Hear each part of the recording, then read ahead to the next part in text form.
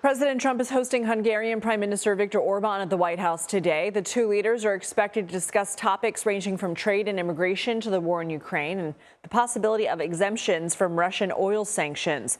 CBS News senior White House and political correspondent Ed O'Keefe joins us now. So, Ed, before their meeting began, the president took questions and he was asked about the affordability issue and a disconnect between the state of the economy and how people feel. What did he say?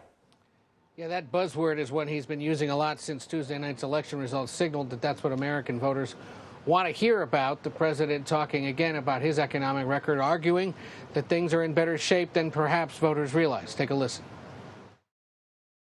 If you look at affordability, which they campaigned on, they lied because they talked about, oh, prices are up. No, prices are down under the Trump administration, and they're down substantially.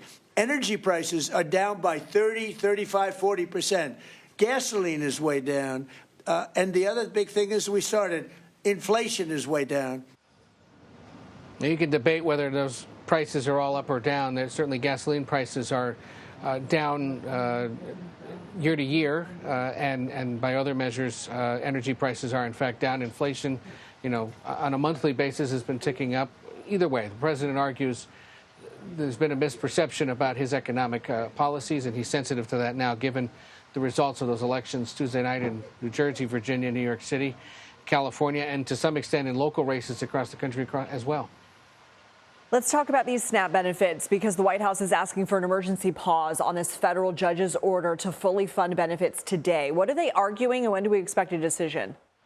Yeah, remember, federal judges last weekend essentially told the Trump administration, pay out what you've got. Get that money out, even if it isn't a full check owed to the people that are on SNAP.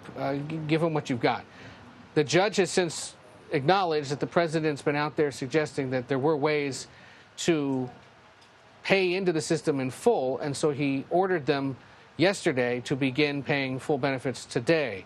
The Justice Department this morning filing suit to block that order, the Attorney General in part arguing that that it's Congress's job to end this shutdown and fund SNAP and other programs. We asked the First Circuit, it's the First Circuit federal court up in New England, to get courts out of the business of deciding how to triage scarce funds during a shutdown when lawless district courts step in to try to manage the federal fisc or federal funds. It upends the political process and unacceptably risks compromising the programs for everyone. So they're making a technical and a balance of power argument to a higher court, saying we shouldn't have to do this. A district court judge shouldn't be the one telling us to do it. Bottom line, partial benefits are going out. There is a push to get full benefits. The judges in these cases argued that the administration didn't fully explain what it was capable of doing, and that the president's public statements since that initial court ruling are such that they should be able to find a way to fully pay it.